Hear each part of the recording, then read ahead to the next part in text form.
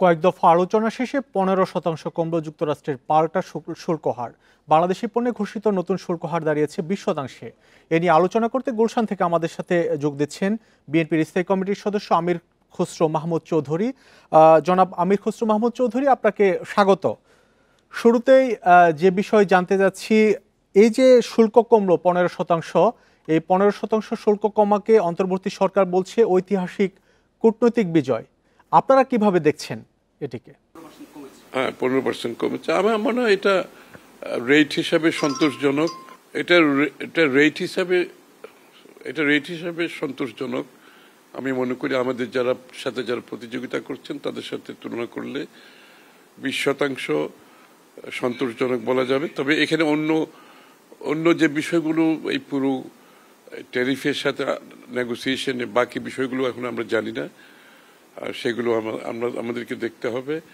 তবে রেট হিসাবে যেটা আমি মনে করি আমাদের সাথে যারা প্রতিযোগিতা করছে সেই হিসাবে সন্তোষজনক বলতে হবে আমাকে। আমির খসরু, একটি বিষয় জানতে যাচ্ছি, এই যে শুল্ক বাংলাদেশে আরোপ করা, বাংলাদেশের এই বর্তমান পরিস্থিতিতে সামনে ব্যবসা বাণিজ্য টিকিয়ে রাখা, বিশ্ববাজারে অর্থনীতিতে টিকে থাকা কতটুকু চ্যালেঞ্জ বাংলাদেশের জন্য? না, নিশ্চয়ই এটা অনেক বড় চ্যালেঞ্জ। এটা তো আমাদের আমাদের অর্থনীতির মেইন চালিকা শক্তি তো হচ্ছে আমাদের রপ্তানি, বিশেষ করে গার্মেন্ট শিল্প। এটার কোনো ধরনের বাধাগ্রস্ত হলে তো আমাদের পুরো অর্থনীতির উপর একটা বড় ধরনের চাপ আসবে। সেই ক্ষেত্রে আমি মনে করি 20% অন্যদের সাথে তুলনামূলকভাবে আমাদের সাথে যারা প্রতিযোগিতা করছে সেদিক থেকে আমি সন্তোষজনক মনে করি। তবে এর সাথে সার্বিক যে আলোচনায় অন্য সিদ্ধান্তগুলো সেটা আমরা জানি না, দেখতে হবে।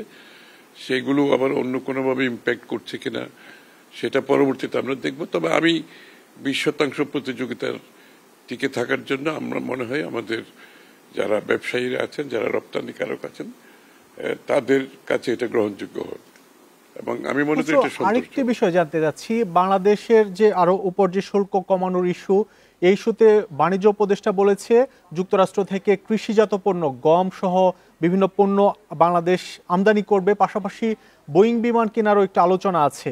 আসলে এই কেনাকাটার সাথে এই শুল্ক কমানোর কোনো সম্পর্ক দেখছেন কিনা? নিশ্চয়ই, এটা তো মূলত এই ট্যারিফটা তো আসছে, উচ্চ ট্যারিফটা তো আসছে যুক্তরাষ্ট্রের রপ্তানি বাড়ানোর জন্য বাংলাদেশে এবং বিশ্বের অন্যান্য দেশে। সেই ক্ষেত্রে তারা তাদের পণ্যগুলো রপ্তানির জন্য এই চাপ সৃষ্টি করেছে এবং তার পরিবর্তিতে তার ফলশ্রুতিতে ট্যারিফ 35% ট্যারিফ দেওয়া হয়েছিল। এবং আমাদের পক্ষ থেকে আমরা কতটুকু তাদের মালামাল আমদানি করব সেটা অবশ্যই নেগোসিয়েশনে ছিল। সেটা বিস্তারিত আমরা এখনো দেখি নাই, সেটা দেখতে হবে। স্বাভাবিকভাবে তাদের রপ্তানি বাড়ানো ছিল এই ট্যারিফের উদ্দেশ্য। সুতরাং যুক্তরাষ্ট্র সেদিকে তো একটা চাপ সৃষ্টি করবেই। তবে সেক্ষেত্রে আমরা কতটুকু কি করতে পারি, আমাদের ইকোনমিতে আমরা কতটুকু অ্যাবজর্ব করতে পারবো, সেই বিষয়গুলো বিবেচনা রাখে সেটা আমরা আলাপ আলোচনার মাধ্যমে আগামী দিনে বুঝতে পারবো এবং ফিগারগুলো দেখলে বুঝতে পারবো। যেটি বলছিলেন, এই বোয়িং বিমান কেনা বা গম আমদানি, এসব নিয়ে বিভিন্ন মহলে আলোচনা হচ্ছে যে বাংলাদেশ চাইলে অন্য দেশ থেকে আরো কমে কিনতে পারতো এসব পণ্য। আপনার কাছে কি মনে হচ্ছে যে আসলেই তাই কিনা? না, এখানে হচ্ছে আপনার স্টেকটা কত বড়। এখানে আমেরিকাতে আপনার স্টেকটা অনেক বড়, আমেরিকান বাজার সবচেয়ে বড় বাজার।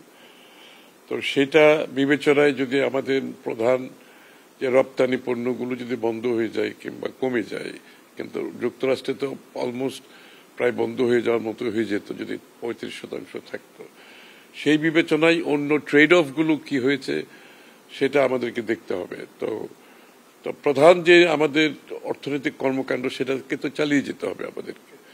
সেটাকে চালিয়ে যাওয়ার সাথে সাথে আমাদেরকে অন্য বিষয়গুলো আমরা কিভাবে অ্যাডজাস্ট করব সেটা আমাদেরকে আমাদের বাণিজ্যিক নীতিমালার মধ্যে, আমাদের আমদানি রপ্তানি নীতিমালার মধ্যে নিয়ে আসতে হবে। সেদিকে আমাদেরকে ভাবতে হবে এবং আমাদের একটা স্ট্র্যাটেজি ঠিক করতে হবে সেই ব্যাপারে। জনাব আমির খসরু মাহমুদ চৌধুরী, আপনিও একজন ব্যবসায়ী, আপনার কাছে কি মনে হচ্ছে বিশ্ব অর্থনীতিতে বাংলাদেশকে টিকে থাকতে হলে সামনে আর কি কি চ্যালেঞ্জের মোকাবেলা হতে পারে বাংলাদেশকে? চ্যালেঞ্জ একটাই, চ্যালেঞ্জ হচ্ছে আমাদেরকে কম্পিটিটিভ প্রতিযোগিতায় টিকে থাকতে হলে আমাদের এফিসিয়েন্সি বাড়াতে হবে। আমাদের স্কিল বাড়াতে হবে, যোগ্যতা বাড়াতে হবে, কস্ট কমাতে হবে। আন্তর্জাতিকভাবে শুধু যুক্তরাষ্ট্র নয়, সব জায়গায় প্রতিযোগিতা এখন বাড়তেই থাকবে এবং আমাদের এই জন্য আমাদেরকেও প্রস্তুত থাকতে হবে। আমাদের ওয়ার্কফোর্স, স্কিল ডেভেলপমেন্ট, বিনিয়োগ এবং কস্ট কাটিং এগুলো আমাদেরকে নিশ্চিত করতে হবে এবং সাথে সাথে আমাদের পণ্যের ব্র্যান্ডিং, আমাদের কোয়ালিটি, মান বাড়াতে হবে এবং আমাদেরকে ক্রমান্বয়ে আরো ডাইভার্সিটিতে যেতে হবে। শুধুমাত্র একটি মার্কেটে থাকলে হবে না। যুক্তরাষ্ট্রের মার্কেটের উপর নির্ভরশীল হয়ে অর্থনীতি চলতে পারবে না। আমাদের বিশ্বের অন্য অন্য বাজারগুলো খুঁজতে হবে, সেখানে আমাদের এন্ট্রি পেতে হবে। আমাদের সেই পণ্য ডাইভার্সিটিও যেতে হবে। শুধুমাত্র পোশাক শিল্পের উপর নির্ভর করে কিংবা এক একটা অন্য শিল্পের উপর নির্ভর করে আমাদের অর্থনীতি টিকে থাকবে না। আমাদেরকে প্রোডাক্ট ডাইভার্সিফাই করতে হবে এবং সেই জায়গাতে বিশ্বের বিভিন্ন আমাদের মার্কেটও ডাইভার্সিফাই করতে হবে। সেটাই হচ্ছে একমাত্র আগামী দিনে অর্থনীতির উদ্দেশ্য হতে হবে আমাদের এবং সেদিকে আমরা নিজেরাও ভাবছি, গভীরভাবে অর্থনীতিতে টিকে থাকতে বাংলাদেশ যে চ্যালেঞ্জের মুখোমুখি হচ্ছে, এক্ষেত্রে ব্যবসায়ীদেরকে কি কি সহযোগিতা বাড়াতে পারে সরকার?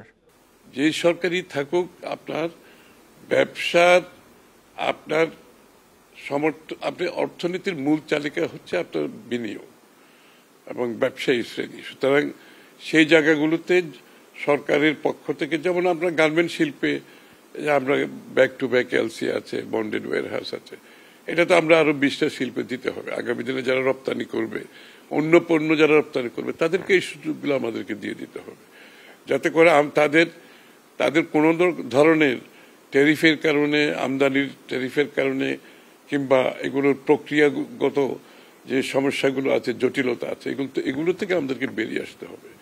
আমাদের সহজতর করতে হবে, ব্যবসা বাণিজ্য বিনিয়োগকে সহজতর করতে হবে, সিরিয়াস ডিরেগুলেশন করতে হবে, লিবারালাইজেশন করতে হবে, বাংলাদেশকে একটি বিজনেস ফ্রেন্ডলি দেশ হিসেবে করতে হবে। আপনি বিভিন্ন ব্যবসায়ী সংগঠনের নেতাদের সাথে একাধিক বৈঠকে মিলিত হয়েছেন সম্প্রতি। ব্যবসায়ী নেতাদের যদি আশা আকাঙ্ক্ষার কথা একটু বলতেন, তারা কি চাচ্ছে এই মুহূর্তে? তারা চাচ্ছে একটি বিনিয়োগ করার মতো একটি মুক্ত অর্থনীতিতে যে পরিবেশ দরকার, সেই পরিবেশ তারা বাংলাদেশে চায়। তারা সরকারের কাছ থেকে যেটা চায় সবচেয়ে হচ্ছে যে ইজ অফ ডুইং বিজনেস, ব্যবসা করার জন্য যে বিষয়গুলো প্রয়োজনীয়তা আছে, বিনিয়োগের জন্য যে বিষয়গুলো প্রয়োজন, সেগুলো বাংলাদেশে অনেকটা অনিশ্চিত এখন। সুতরাং আমাদেরকে সিরিয়াস ডিরেগুলেশনে যেতে হবে, লিবারালাইজেশনে যেতে হবে, অর্থনীতি বিনিয়োগের পরিবেশ সৃষ্টি করতে হবে এবং সেটা বাংলাদেশে আমরা একেবারে নিম্নতম পর্যায়ে ইজ অফ ডুইং বিজনেসে। সুতরাং ডিরেগুলেট করে সেগুলোকে, সেই বাধা সব সরিয়ে দিতে হবে, বিনিয়োগ সহজ করতে হবে, ব্যবসা বাণিজ্যকে সহজ করতে হবে, সেই বাধাগুলো সরিয়ে দিতে হবে। জনাব আমির খসরু মাহমুদ চৌধুরী, আমাদের সাথে যুক্ত হওয়ার জন্য আপনাকে অনেক ধন্যবাদ। যুক্তরাষ্ট্র বাংলাদেশের উপর আরোপিত শুল্কে 15% কমিয়েছে, সেই নিয়ে আলোচনা করতে আমাদের সাথে যুক্ত ছিলেন বিএনপির স্থায়ী কমিটির সদস্য আমির খসরু মাহমুদ চৌধুরী।